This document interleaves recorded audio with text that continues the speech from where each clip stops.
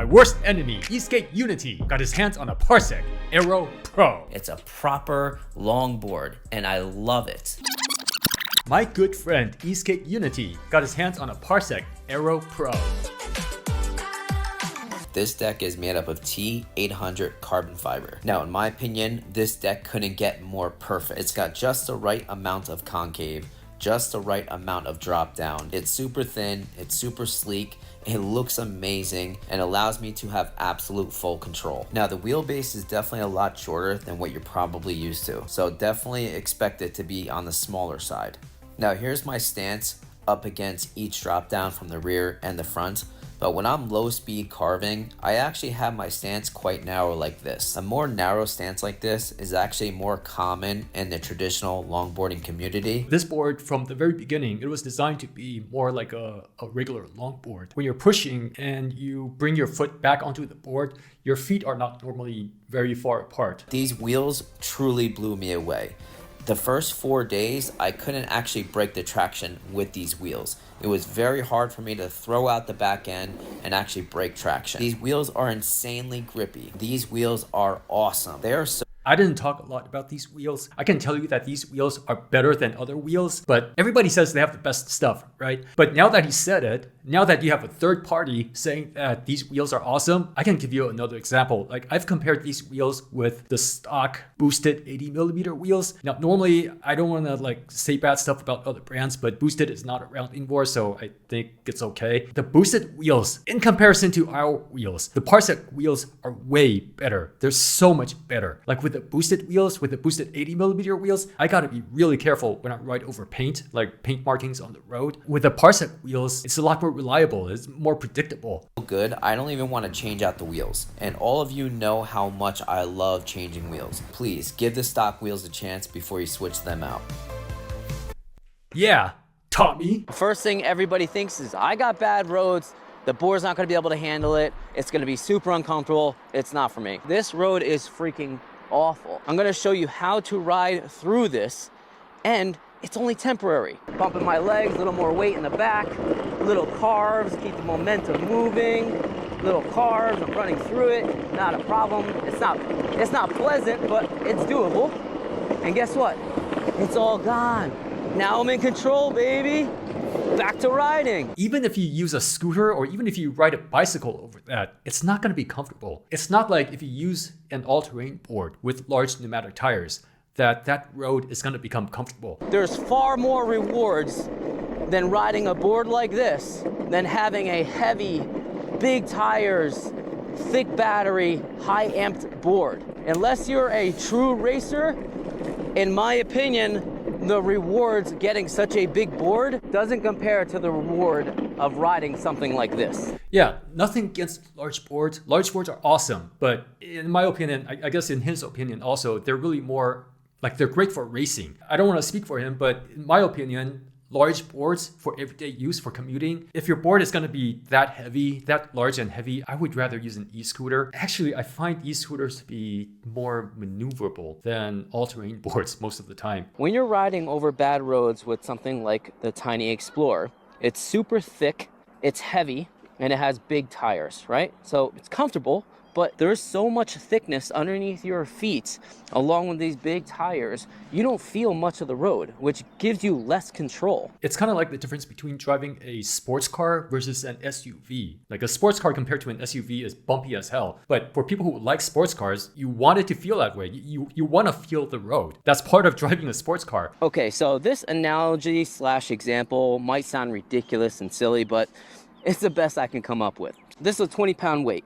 Pretty dang easy to pick up, move around, right? Not a big deal. So now imagine this weight being 70 pounds. And this part right here is full of a thicker rubber soft piece. It's gonna be easy on the hands, right, to pick up? But guess what? I'm gonna have less leverage to pick it up. And again, it's a 70-pound weight now. So it might be more comfortable on the hands, sure, but you're not gonna have as much leverage to lift it up. And just the cost of Anyways, The Aero Pro X is utilizing their Aerolift 184mm 45-degree reverse kingpin trucks. And man, this is a true breath of fresh air. The reason why I say that is because it looks so high quality and so unique, but every time I see trucks that are unique and crazy looking, they always ride like crap. Whether they're super wide to try to increase stability and yet it ruins the actual agility, so they go soft bushings and then everything is compromised. Or these companies make some kind of adapting system that try to help while you're riding, which winds up making everything even worse. This definitely is not the case here. Best reverse kingpin trucks I've ever felt on any street board. I really gotta do my best to try to explain how happy this board makes me. The feeling of this board when it's underneath my feet gives me so much damn joy, more than any other board I've ever had. And I'm not even exaggerating whatsoever. The agility that comes out of the box is amazing. It's small, it's lightweight, it's sleek, it's a proper long board, and I love it. And yet still somehow it's extremely stable. Yeah, this is something that's so difficult to describe, the way the board feels when you're riding it. Like, it's just so hard to articulate. I can tell you it feels better. Like, carving on this board is more fun than with other boards. But, you know, again, coming from me, you're gonna take it with a grain of salt, as you should. But by now, a lot of people have this board, and a lot of people say the same thing. This board, the way it rides, it's not a typical electric seat board. It's nimble like a traditional longboard. You ride any longboard, any discipline of longboarding, you don't really have stiff boards. Stiff boards that are super stable but difficult to maneuver, it's very much an Esk8 thing. Longboards are maneuverable. So when it comes to ride feel, shredding, having fun, riding fast in between cars, being agile, commuting, doing my daily rides, sliding, anything that has to do with the trucks, the deck, and the wheels together that have to do with the ride feel, I give it a 10 out of 10, 1000%. Okay, let's go back. I give it a 10 out of 10.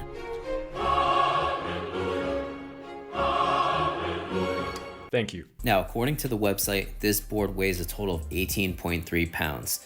I read 17.2 pounds on my scale, and here I am lifting it with one finger. So not only do I genuinely love this board, but if you're a commuter and you use your board for your everyday routines, running errands, going to work, just doing everyday things, you're gonna love this board. It is 10 times easier carrying this around, even with equipment in my other hands, than a mini kicktail board around the same weight or even heavier. A lot of these mini Yeah, electric short boards, they're not that light. Most of them nowadays, especially nowadays. Sure, there are lighter ones, but the lighter ones, the ones lighter than 7 kilograms, they're really more like toys. If you're new to electric skateboarding, that's something you need to understand. Short boards aren't necessarily lighter. They're just shorter. Most longboards, you can, even without the handle, you can pull it by the truck. But short boards, you just have to carry it the whole time. So if you prefer longboards like me over kicktail boards, but you like the portability of a kicktail, this is 1000% the best option. So I'm splitting this review in 2 videos. This concludes the end of this video. Don't worry, I still gotta go over the battery, the range, all the performance tests, my constructive criticism, and No. We can skip the constructive criticism. I haven't even finished making this video and he releases part 2. Okay guys, here we go. Giant hill test. It's saying 23 miles per hour right now. So 23 miles per hour up a giant hill for such a small setup. I'm not complaining at all. That's great. Yeah, that's pretty much the top speed of this board. Okay guys, here we go. Acceleration test. Nice. Very good. Okay guys, top speed test on the Aero Pro X. 24, 25, 24.7 miles per hour. This being belt drive, there are many ways to increase top speed, but for this board's use case, top speed was never that much of a concern. We want you to have fun on it. We don't want you to kill yourselves. Many boards today can go 30, 35, 40 miles per hour. I don't mind that our board is a little bit slower. The acceleration is there. I think that's the important part. the Aero Pro X is utilizing a 14S 2P 444 watt hour Molicel P45B battery. These are claimed to be the top rated cells in the Esk8 community. And if you want to go with the fast charger, you can charge your board from 20% to 80% in just under 60 minutes. As for range, I'm a 160-pound rider. The temperature was about 44 degrees Fahrenheit. I rode in mostly S plus mode, but a little bit in S mode. So it definitely wasn't warm out, but it wasn't freezing. And I got a total of 22 miles utilizing the Aero Pro X version. Now, if you carve less than me, you're gonna get a little bit better range. If the climate is a little warmer, you're gonna get a little bit better range. 44 degrees Fahrenheit is about 7 degrees Celsius. So that's pretty cold. Like you said, it's not freezing, but it's still pretty cold. Now, the one thing I do not like about this board is the exposed wires in the middle of the base plates of both trucks. This is the front truck exposing the wires for the power button, I'm assuming. And then here is the rear truck that has silicone being exposed along with the wires. This keeps the water out, but it obviously does not look good. This board is way too premium and polished for these two eyesores. Yes, I agree.